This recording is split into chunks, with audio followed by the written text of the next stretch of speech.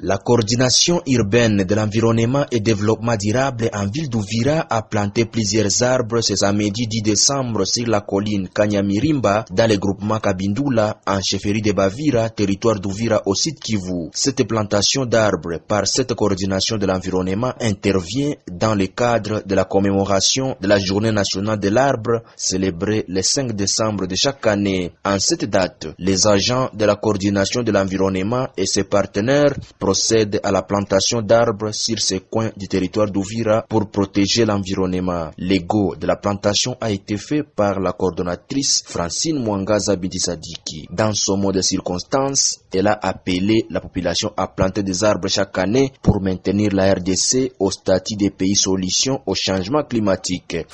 Chères autorités politico-administratives, chers collaborateurs et agents de l'environnement et développement durable, distingués invités à vos titres et qualités respectifs. La célébration de la Journée nationale de l'arbre a eu lieu le 5 décembre de chaque année.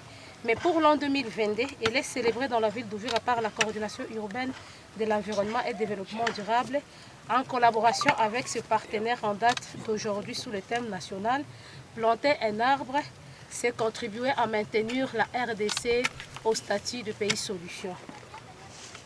Suivant la philosophie du thème, l'accent est mis sur l'importance de l'arbre dans la lutte contre toute forme de pollution atmosphérique. Les arbres jouent plusieurs rôles pour l'environnement, à savoir qu'ils attirent la pluie, leur feuillage et leur système racinaire filtrent l'eau.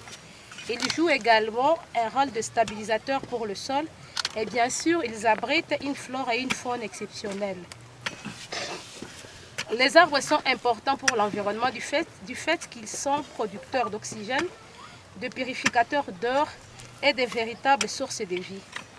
Les arbres séquestrent les dioxydes de carbone et autres gaz à effet de serre dans l'atmosphère, puis le transforment et les rejettent sous forme de l'oxygène. Nous devons savoir que chaque hectare, dans la forêt tropicale par exemple, permet de stocker 50 tonnes de carbone dans moins d'une année.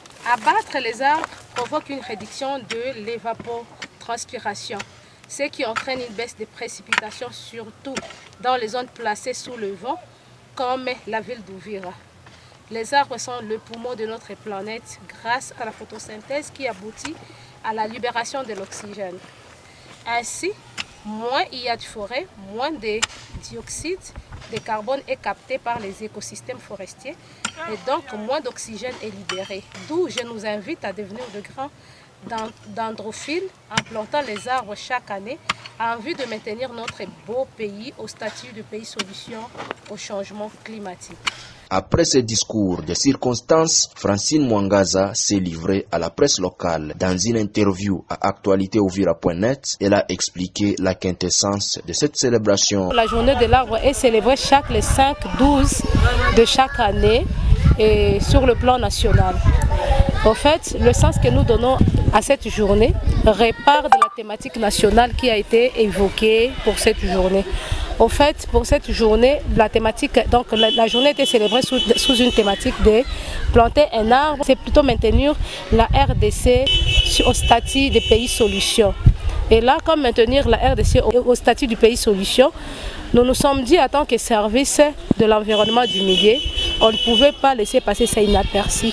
C'est là que la journée a débuté d'abord par une petite caravane motorisée qui a commencé de 7h30 jusqu'au point de chute.